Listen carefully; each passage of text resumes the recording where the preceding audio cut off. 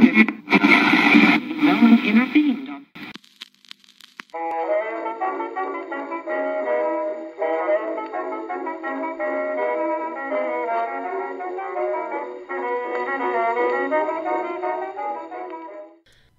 Hello, and welcome to Jacqui Just Chatters.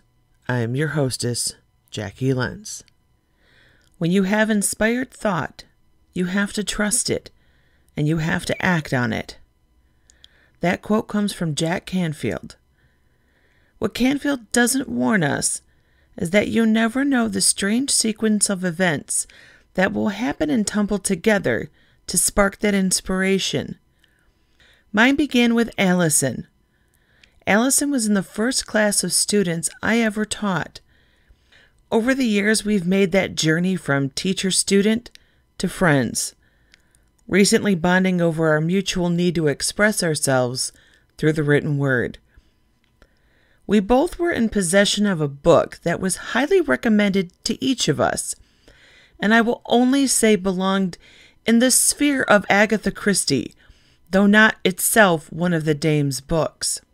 We decided to do a 2-person book study and read it together.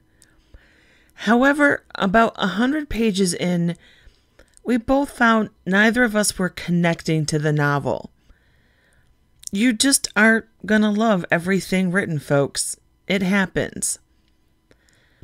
Finally, after much discussion back and forth, we decided to abandon the project. We just weren't into it. We agreed to attempt another novel at a future date. But afterwards, I felt kind of empty and unfulfilled. What I needed was a shot of Christie herself. Thankfully, the new Death on the Nile movie had recently been released.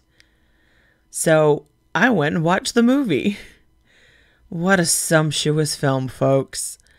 The color, costumes, sets, the music were a feast for all the senses. Kenneth Branagh's performance was haughty and cheeky and utterly enjoyable. I highly recommend the movie. If you are a Christie fan, watch it. I was at last fulfilled. Then that night, just before going to bed, it started. An idea in my head. I thought about writing a murder, but not like Christie. No, doing it through a series of letters that I could send to my pen pals.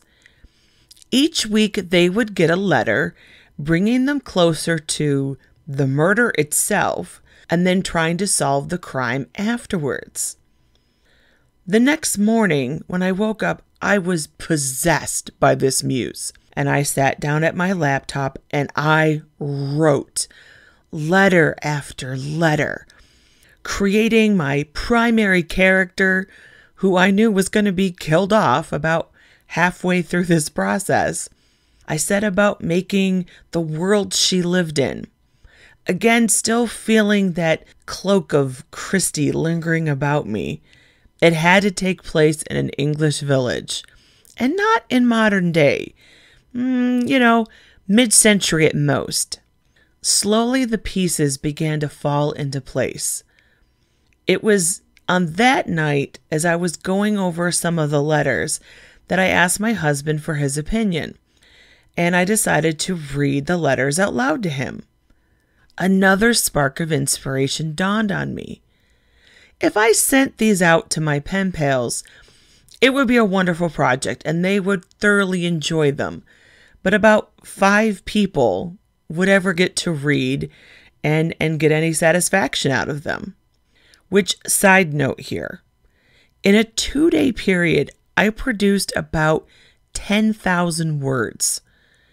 That was the most amount of writing in the shortest amount of time I've ever done so far. I will be interested to see if I can ever outdo that again. But if I use these letters in my podcast, a wider audience could take part in the listening and the joy of trying to figure out who done it. I also quickly realized I would need the help of real English speakers. I did not want to try to read these letters myself, attempting different voices and an accent. That was going to be a mistake. It was going to be a much richer experience with native voices. Let me take this moment right now to say an enormous, huge thank you to all my voice actors. You are amazing. This couldn't have happened without you. I will never be able to fully express the appreciation I feel of the gift of time and energy you gave to make this project a reality. You are wonderful people. I am blessed. Deepak Chopra said, "Inspiration is that state in which mind and heart are connected." While working on this project, I really felt my heart and mind became one, focused on trying to create something fun and special. Allison, thank you for being my muse for this. I hope I can return the favor one day. This is the first letter in my ongoing mini-cast murder mystery serial. Each week will bring a fresh letter in this cozy tale of murder. I hope you enjoy. To Silence a Scandalmonger, Murder in an English Village. Welcome to another installment of this audio drama.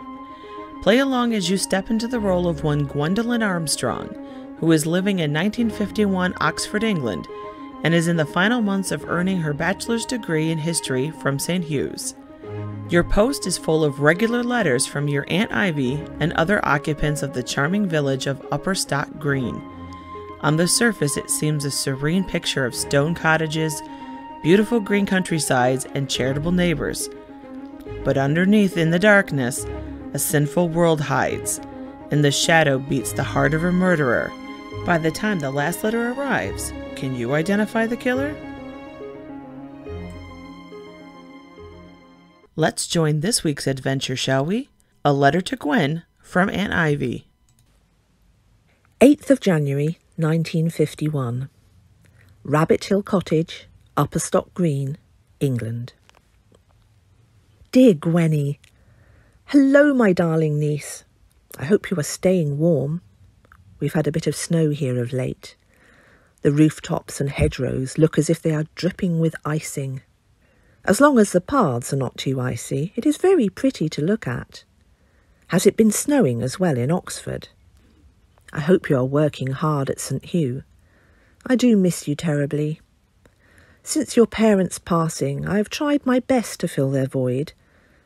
I can't imagine your father would approve of you using your inheritance to get this higher education.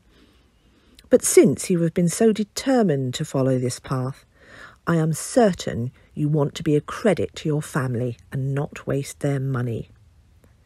It was still a bit shocking that at 20 you went off to university when most girls that age are becoming wives and mothers.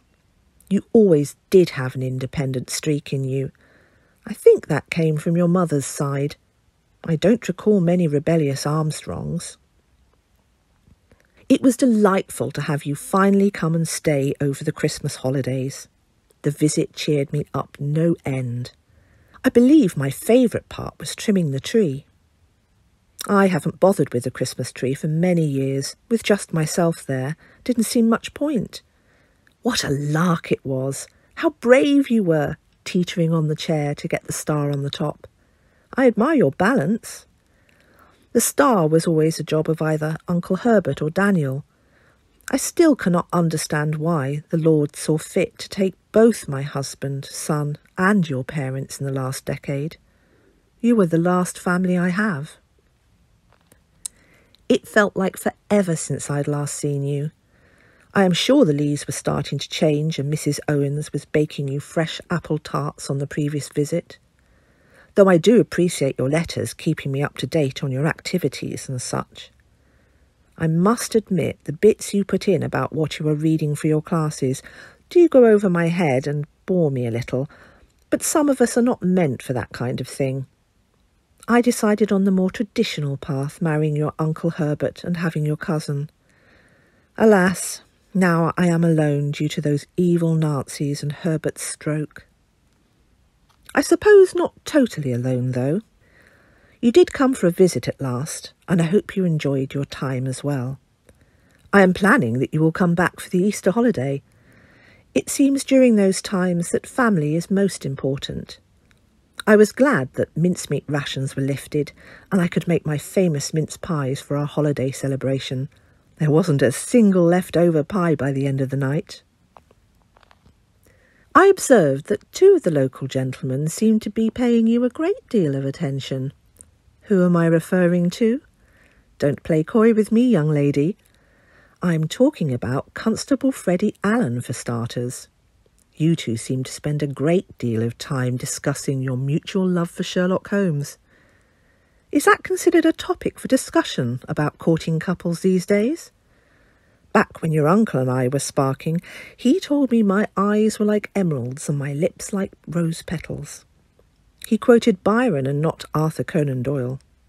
Maybe Freddie needs more practice. That cosy conversation, however, did not stop you from dancing with Mr. Lucas Davies, our country solicitor.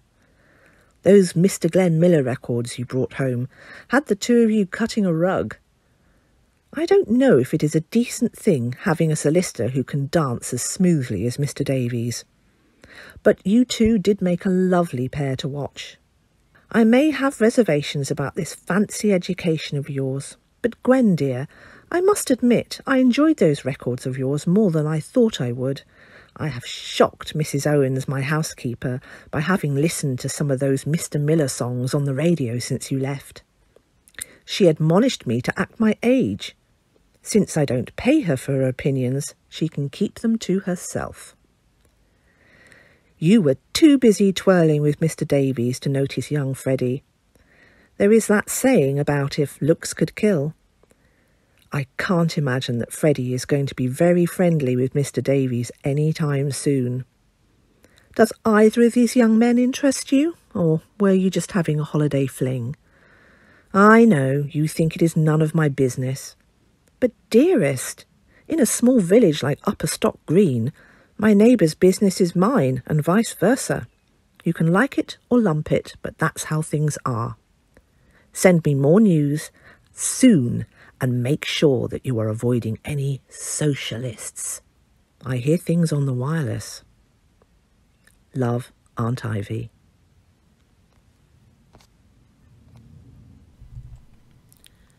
Come back in a week for Gwen's next letter as we work closer to solving who silenced the Scandalmonger. Have any suspects, speculations, or insights? Head over to my Facebook author page and share your theories. You can find the link in the description. This podcast was written by Jacqui Lents, narrated by Jacqui Lents, and Ivy voiced by Diane Fox Hill.